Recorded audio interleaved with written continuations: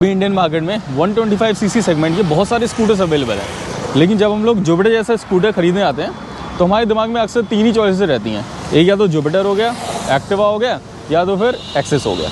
तो हमारे पास ये 2022 का लेटेस्ट मॉडल है जुपिटर का डिस्कलॉय, और उसको देखेंगे और इसकी रिव्यू करेंगे कि कैसा है ये स्कूटर। ये गाड़ी आपको 3 वेरिएंट्स में मिल जाती है। एक तो ये टॉप मॉडल है, दिस इज़ डिस्कलॉय। एक आता है ड्रम अलॉय और एक आता है ड्रम स्टील। तो सबसे पहले बात करते हैं इसके लुक, स्टाइल्स और कुछ dimensions. So it is a 108 kg scooter. अगर आप देखेंगे तो इसकी बॉडी बनी हुई है मेटल से, कहीं कहीं यहाँ पे कुछ फाइबर प्लास्टिक यूज़ हुआ है और थोड़े से हाईलाइट्स दिए हुए हैं क्रोम के। ये आप इसका जुपिटर का 3D एम्बलम दे सकते हैं, ये भी क्रोम का है। It adds to the style, chrome इसलिए यूज़ होता है। और यहाँ पर भी थोड़ा है और ये वाइज़र के पास भी है। इसके मिरर में भी पार्शियल क्रोम दिया हुआ है। और अंदर का जो ये पैनल है इसका, ये आपको मिलता है प्लास्टिक में एंड ब्लैक कलर में। तो हमारी जो स्कूटर है ये जुपिटर, ये 3 कलर्स में आती है। एक तो ये ग्रे है और एक ऑरेंज है और एक ब्लू होता है। तो इसका अगर साइज़ की बात करें तो इसका जो सीट हाइट है वो नॉर्मली थोड़ा सा ज़्यादा है, लेकिन ज़्यादा फ़र्क नहीं पड़ता है। आराम से आप इस पर बैठ सकते हैं। Any height person can sit on this very easily. Even the ground clearance is more than the common scooters, तो उससे भी आपको फ़ायदा मिलता है ब्रेकर्स और उन सब जगहों पे। इसका जो व्हील बेस है, व्हील बेस मतलब जो व्हील टू व्हील डिस्टेंस है वो भी थोड़ा ज़्यादा है। तो इससे क्या होता है कि आपको राइडिंग स्टेबिलिटी मिलती है।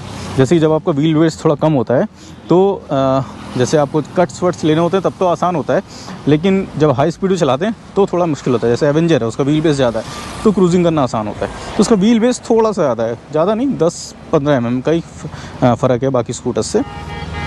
और बात करें अगर इसकी लाइट्स की, तो tail light, front lights, indicators सारे LED बल्ब्स हैं।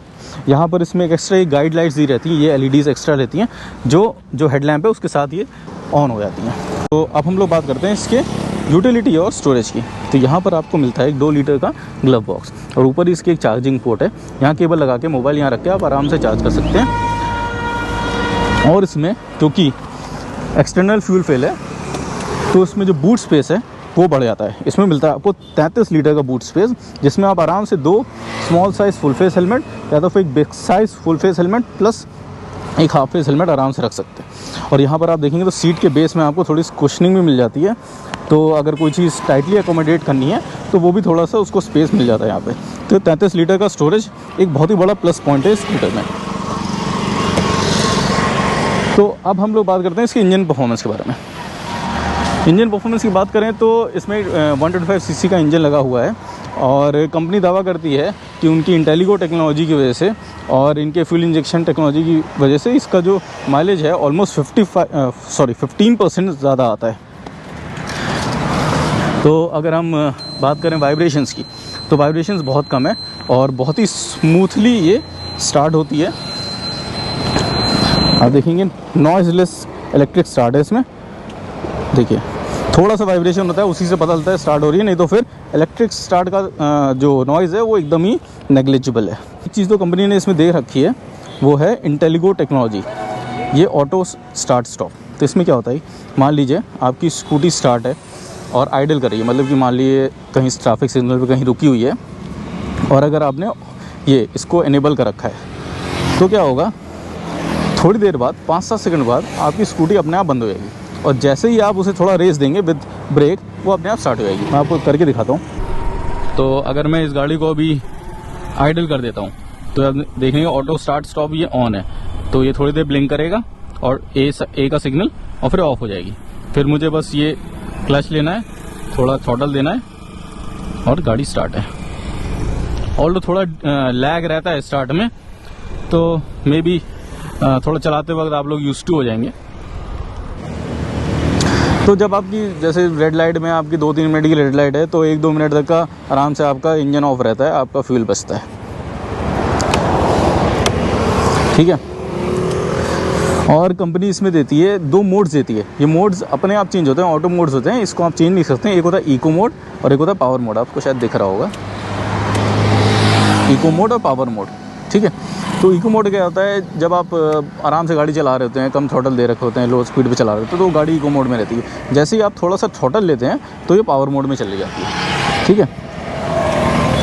तो ये हो गई इसकी इंजन परफॉर्मेंस की बात। अब बात करते हैं इसकी राइडिंग और सीट कंफर्ट के बारे में।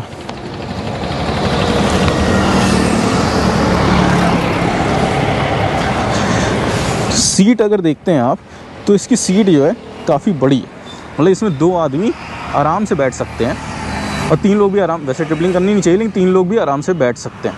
और अगर आप देखेंगे शायद दिख रहा होगा तो this is a dual tone seat, थोड़ा सा इसमें कॉन्टोर है, पीछे की तरफ उठा हुआ है, कुशनिंग काफ़ी अच्छी है और यहाँ पर जो थोड़ा थाई का ग्रिप है वो भी बहुत अच्छा आता है, तो राइडिंग कंफर्ट बहुत अच्छा है इसमें। अगर हम टायर्स की बात करते हैं तो इस गाड़ी में 12-12 इंच के टायर्स हैं। एक्टिवा और एक्सेस में अगर देखेंगे तो पीछे का 10 इंच का होता है, आगे का 12 इंच का होता है, तो बड़ा टायर होने के थोड़े फ़ायदा होते हैं, स्टेबिलिटी हो जाती है, कुछ पत्थर वत्थर आता है तो ज़्यादा स्टेबल रहती है गाड़ी तब, तो ये एक फ़ायदा है इसमें। बात करें अगर सस्पेंशन की, आगे तो इसमें टेलीस्कोपिक सस्पेंशन है और पीछे इसमें गैस चार्ज सस्पेंशन लगा हुआ है जो 3 स्टेप्स एडजस्टेबल है। अगर आप देखेंगे तो ये जो है इसका ये क्लिप है, इसको आप इधर करेंगे जैसे मुड़ गया ना, तो ये 3 स्टेप में एडजस्ट हो जाता है, तो इसको वापस में लगा देते हैं। हाँ, तो ये बात हो गई इसके सस्पेंशन की। और इसमें कुछ एडिशनल फीचर्स जिसकी वजह से ये गाड़ी थोड़ा ज़्यादा पसंद की जा रही है आजकल, वो है कि इसमें 5-in-1 लॉक है।